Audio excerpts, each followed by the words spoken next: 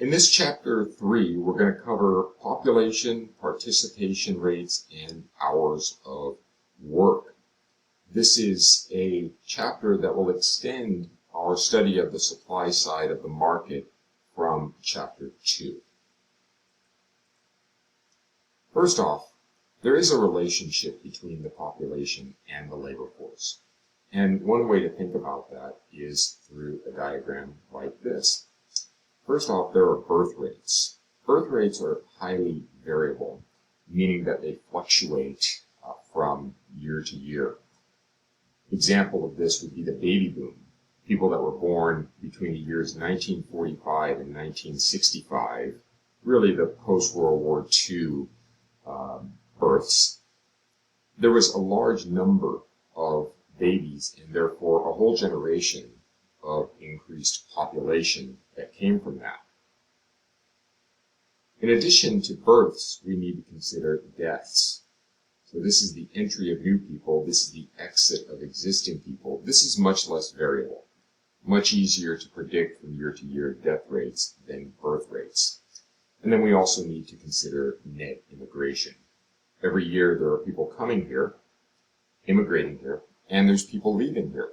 So net immigration is the difference between those two.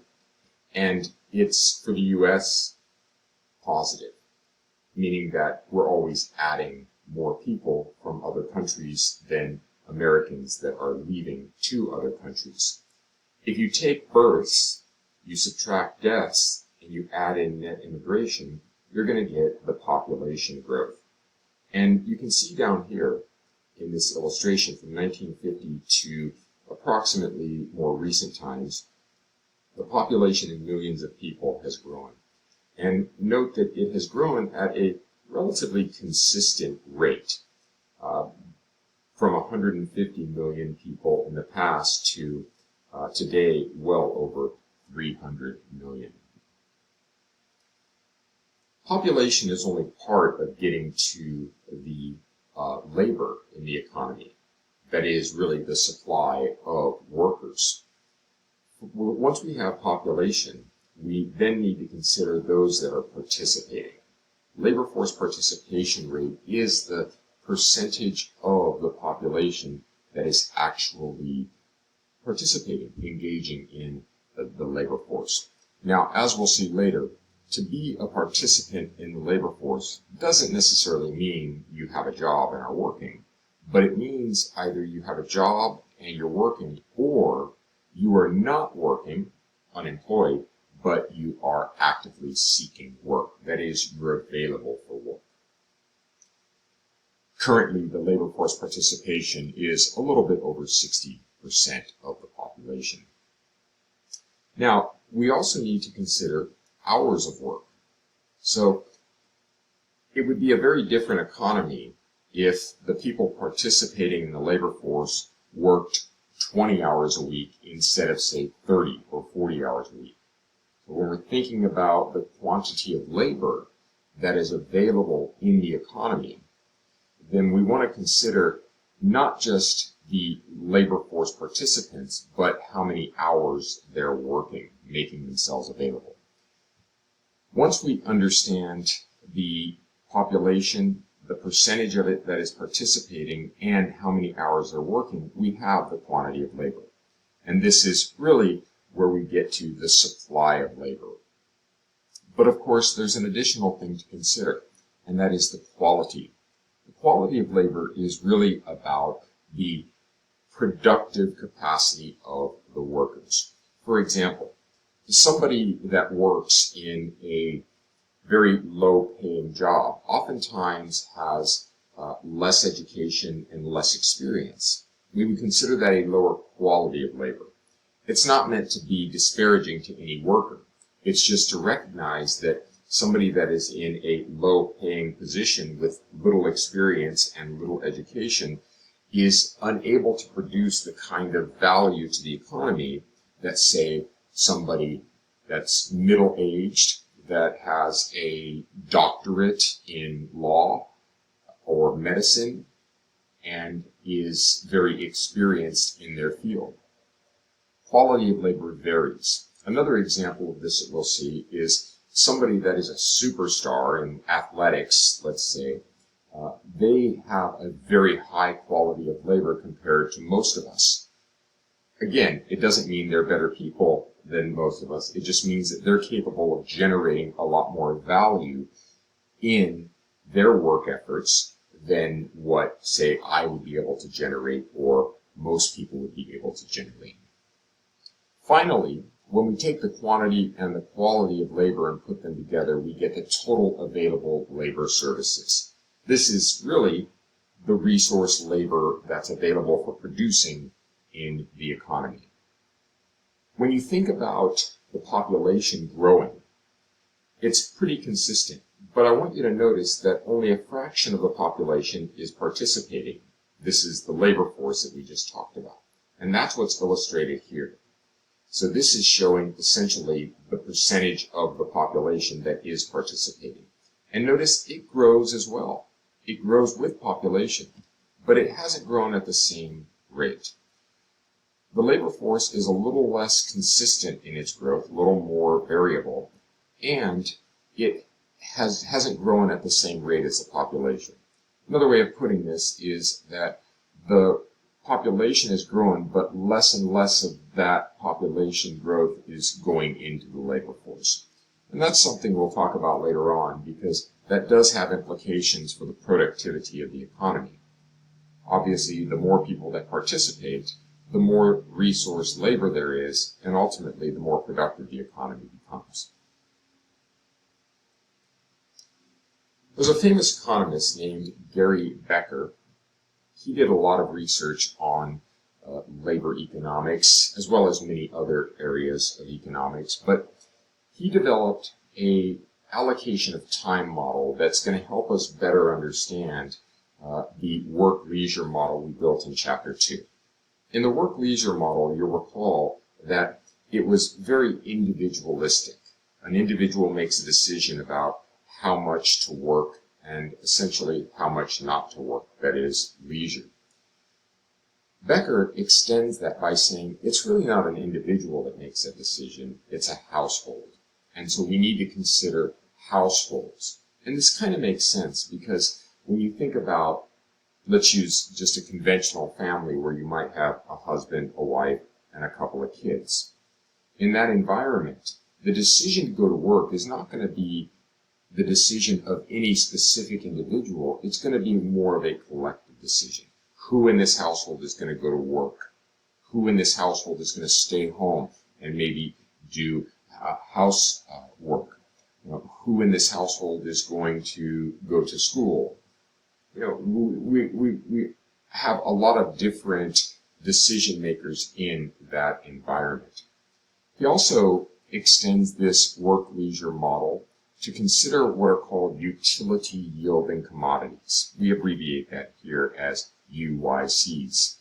A utility-yielding commodity is just something of value, something that yields utility that households produce with time. So when you get up in the morning and you make breakfast, you are producing utility-yielding commodities. When you decide to go to work, you are going to work earning money in order to purchase utility-yielding commodities. The key is households are allocating time to get utility-yielding commodities. And time is competitive. If you use time, household time, towards one area, say labor time, going to work, you give up another area, say staying at home or consuming. Let's break these down a little bit more. A household can use its time in the labor market to acquire market goods that generate utility-yielding commodities.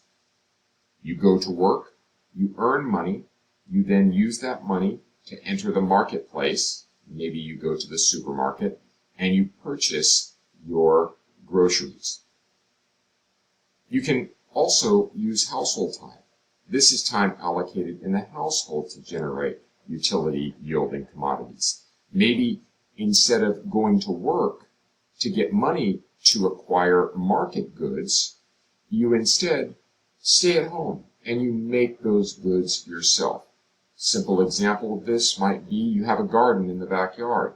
So instead of going to work and getting money to buy groceries, or let's say vegetables and fruits from the store, you use your time at home and you garden and grow those vegetables and fruits. And then there's consumption time. Consumption time is time allocated to the consumption of utility yielding commodities.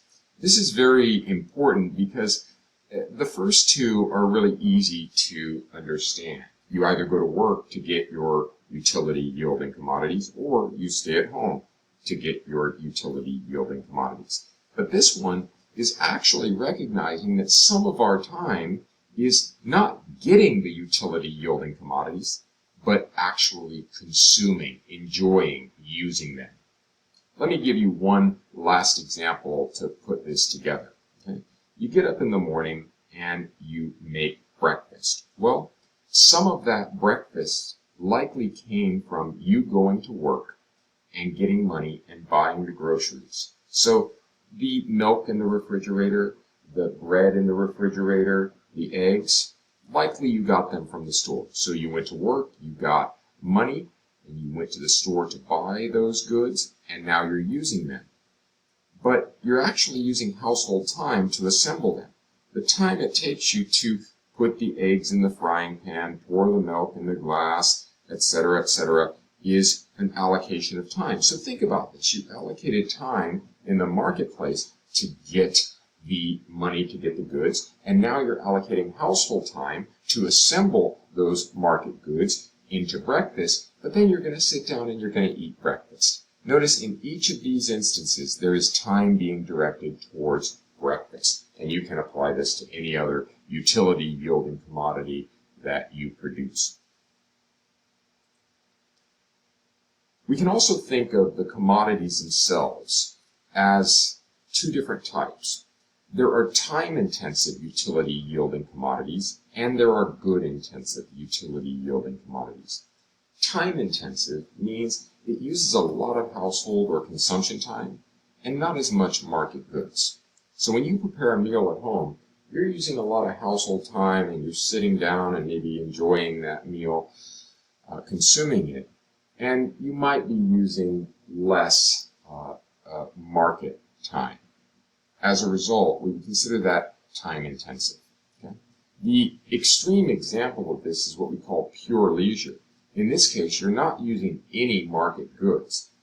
You know, if you do have a garden in your backyard and you have chickens running around, you're actually using household time to produce the goods that you're going to assemble into breakfast. Another example is pure leisure. You simply go to the beach, for example, and lay there.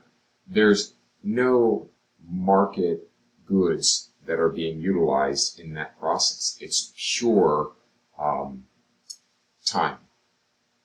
Good intensive utility yielding commodities, in contrast, use a small amount of household or consumption time relative to market goods. And this is important because in a modern society like today, we rely heavily on good intensive utility yielding commodities. For example, instead of making breakfast at home, either with your chickens and garden in the backyard or with your groceries from the grocery store, you instead drive through McDonald's.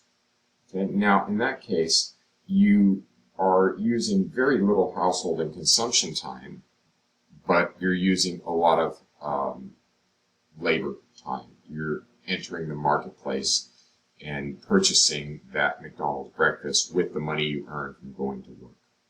So think about what you have and the things that you enjoy every day. Those are utility yielding commodities. And then think about what went into getting them. Did you use a lot of your own household and consumption time? Well, they're time intensive. Or did you go to work and earn money and then purchase them? In that case, they're good intensive. Most of the time, you're going to find it's a combination of both, but it's going to weigh one way or the other. Time and goods intensive commodities are usually substitutable, and we're going to talk about that in the next video. Stay tuned.